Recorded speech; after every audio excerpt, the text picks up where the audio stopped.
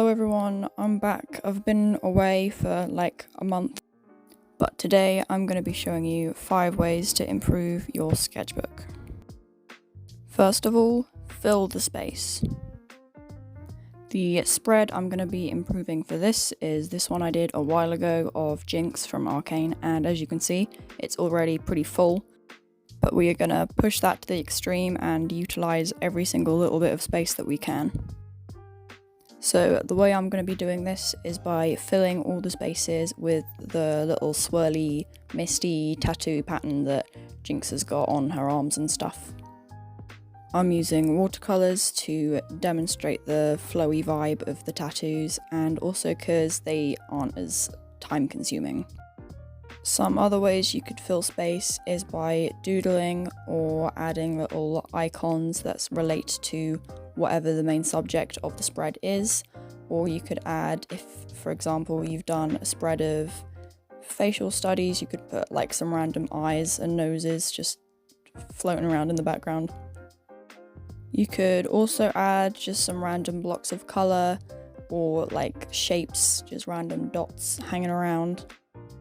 It might sound a bit random, but you know, there's lots of ways to fill up the space to make it look more busy and finished. However, you might not be looking for that vibe on your spread. You might want to have like an isolated feeling, in which case don't do this. This is going to completely ruin what you're trying to do.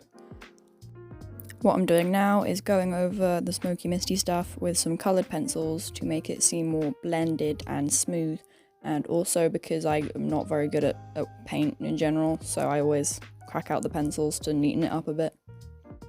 Here is the finished thing. I think I achieved the space filling aesthetic and it's pretty darn good. The next thing is to add backgrounds.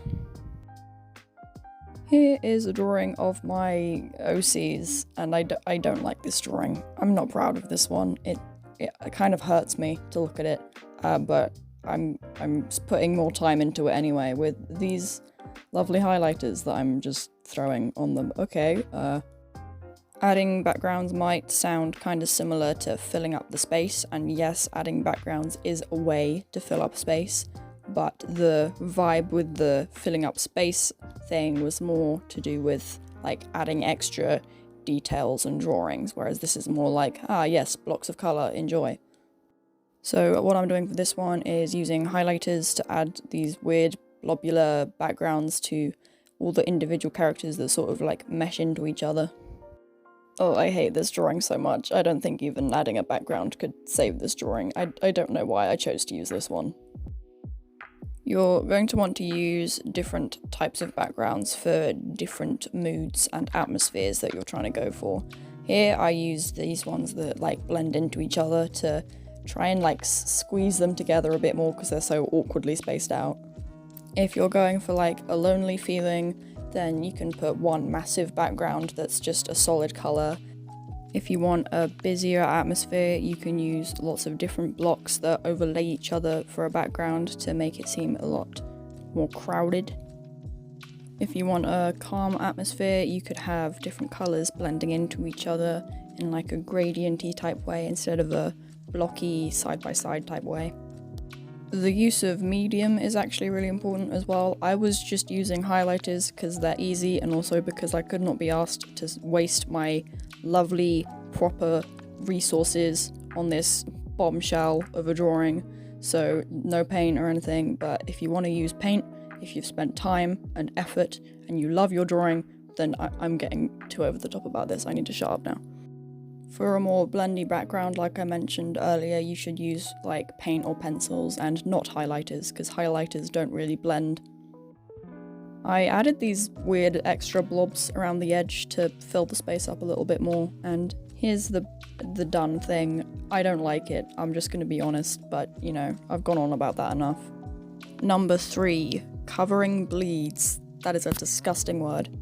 Anyway, here's my spread. As you can see, there's no bleeds. I don't use anything that bleeds because I'm safe like that, but just pretend that there is bleeds, okay? Now, there are many different ways of covering bled through ink. I am just gonna paint over my non-existent bled through ink with some paint, and the camera's doing a little jig here. I don't know why, but I'm sorry. Oh god, it's really bad. Anyway, other ways of covering bleeds could be stickers or post-it notes, or like you could do a collage with actual stuck-on materials and just completely ignore the page altogether. You could also, if they're like defined enough to do some line art of, you could do that. If you are using my just paint some stuff technique, then I'd suggest not just doing one massive random blob on the middle of a page. Add some like extra ones that are floating around a bit, and if you want, you can draw over these paint things and they can be like frames and it can be actual art, or you could just leave some random blobs of paint and just say that it's abstract, because that's also art, I guess. Tip number 4 is to sketch in colour. Here is a green pen, and here is a red pen. I'm gonna sketch with these pens.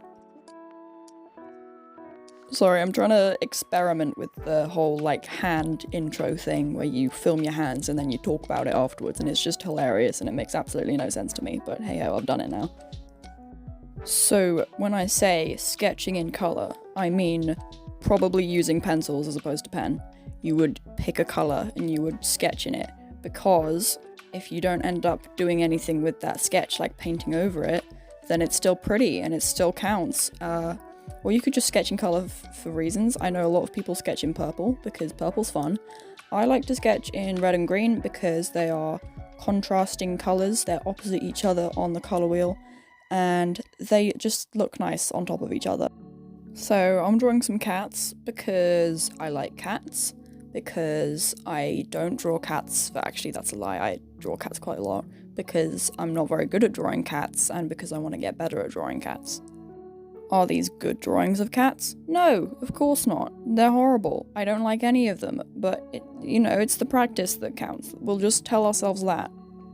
You can see here I'm utilising the fill up the space technique by drawing an eye and a nose, and over to the other side of the page, and I'm drawing over the random blobs of paint. So this is a cat still. I'm still on the theme of cats, and I'm still not very good at drawing cats. Thankfully, the camera has calmed down a bit now, so you can explore the blobs with your eyes in a way that you were not able to earlier. They vary in size for the purposes of the composition because I'm fancy and I use big words. Anyway, it is done. I'm gonna say 5 out of 10. It could have been worse, could have been better. And one quick final idea is just have an ugly page. Have a page in your sketchbook where all of the bad ideas go to die. You can have colour swatching in here, you can have little plans for drawings you never did, and I'm showing you the, I don't even know what. Anyway, I hope you enjoyed the video, and I'll see you next time, bye.